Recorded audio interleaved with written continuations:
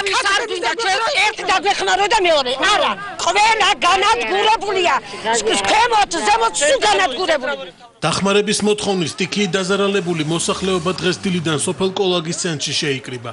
ადგილობრივები ცენტრალური მთავრობისგან დროულად მიყენებული ზარალის ანაზღაურებას მოითხოვენ. ძლიერმა სიტყვამ გურჯაანის 5 სოფელი მოსავლის გარეშე დატოვა. სულ ყველაფერი გეგვენგრა ისე რომ აი სამემრისოთაც აღარ აქვს ხალხი იმედი რომ რაღაცა ან მამულიდან ან ატმინდა და რაღაცა კიდე რაღაცა იმედი ქონდეს. მოგხედონ მოგვიყვანონ კომისია შეგვამოწმონ.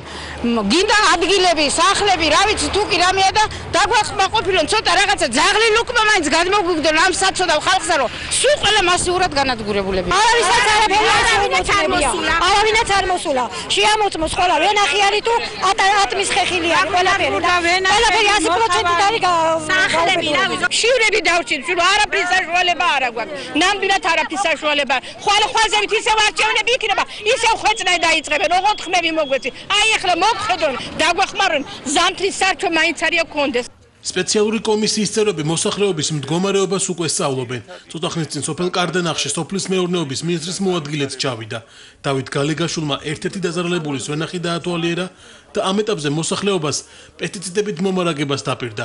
ფულადი კომპენსაციების გაცემის საკითხი ჯერ ისევ უცნობია. ჩვენ დაუყოვნებლივ დღესვე მოვაწვდით სპეციალურ პესტიციდებს სპილენძის შემცველს, რომელიც საჭიროა დაზიანებული ღეროების შესანარჩუნებლად და ალბათ 2-3 დღეში გეტყვით ზუსტ ციფრს, რაც დაუჯდება სახელმწიფოს ამ ზიანის ანაზღაურებად. შეიქმნა კომისია, წუხელ ჩვენი ამოცანა იყო ფაქტურად გზების გაწმენდა, რომ ტრანსპორტს ემოძრავა დილის 6 საათისთვის დავამთავრეთ. სტიქიური უბედურების შედეგად ყველაზე მეტად გურჯაანის რაიონის სოფელი კოლაგი დაზიანდა. ამ სოფლის ერთადერთი სკოლის სახურავი გვიან სიტყვის დაწყებიდან რამდენიმე წუთში ჩამოიშალა. შენობა იმდენად არის დაზიანებული, რომ საკლასო ოთახებში სასწავლო პროცესის ჩატარება სახიფათო გახდა. გოგონა გადაიღებდა, მაგრამ ისეთი საშინელი სიძლიერით წამოაყარა შემდეგ, რომ ჩვენ შეგვეშინდა კომპიუტერების ოთახიდან ხელახმა მოგვესმა უცბად თითქოს თლიანიჭერი ჩამოწვაო. შემდეგ სხვა კლასში. ძლიერი ქარიშხალი და სეტყვა გურჯაანის რაიონის სოფლებში გვიან საღამოს დაიწყო. ადგილობრივებს დაეხუცათ ჩინაური, ფრინველი და პირუტყვი. ხუთივე სოფელში განადგურებულია ხეხილი. ადგილობრივები ამბობენ, რომ წელს ვერც ყურძნის მოსავალს მიიღებენ. აღარც ლობიოდგა, აღარც ვენახია, აღარც არაფერი, ძირი ბოსნეული არ აქვს არაფერი. ვენახი მდგომარეობა აბა სადაა ვენახი. რა ვქნა? ეს არის ჩემი შემოსავალწყარი, სხვა არაფერი. 40 წუთის განმავლობაში ძლიერი სეტყვა და ქარიშხალი გურჯაანის რაიონის სოფლებში მძვინვარებდა. დიდი ზომის სეტყვამ რამდენიმე სახლზე სახურავი დააზიანა.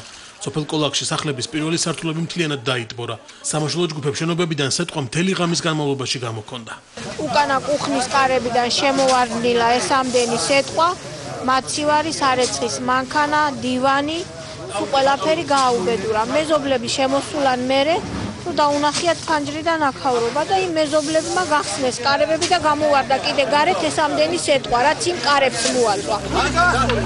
სტიქიამ რამდენიმე ხევის ადიდებაც გამოიწვია. სოფელ კოლაგის ხევში დაგროვებული წყალი მოსახლეობის საცხოვრებელ სახლებში შევარდა, რამაც ეზოების შლამით გაავსო. ხევების ადიდებამ რამდენიმე სამანქანო გზაც მწყობრიდან გამოიყვანა.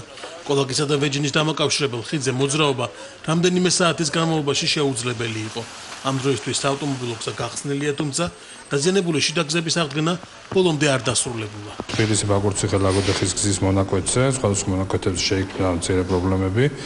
რეალურად უხმანალექმა გორღი გადმოიტანა ჩვენს გზაზე და იყო მცირედი შეფერხებები, იყო მცირედი დაკეტვაც, თუმცა ძალიან სწრაფად მოხდა რეგიონში არსებული ტექნიკის მობილიზება და ამ წუთის მდგომარეობით სრულად გახსნილია გზები. დღეს დილიდან დასაწყული მოსახლეობა მოინახულა პრეზიდენტის რწმუნებულმაც. ზურაბ ჭიაბერაშვილი ადგილზე ჩავიდა, მოსახლეობა შეხვდა და დაზიანებული ვენახები დაათვალიერა.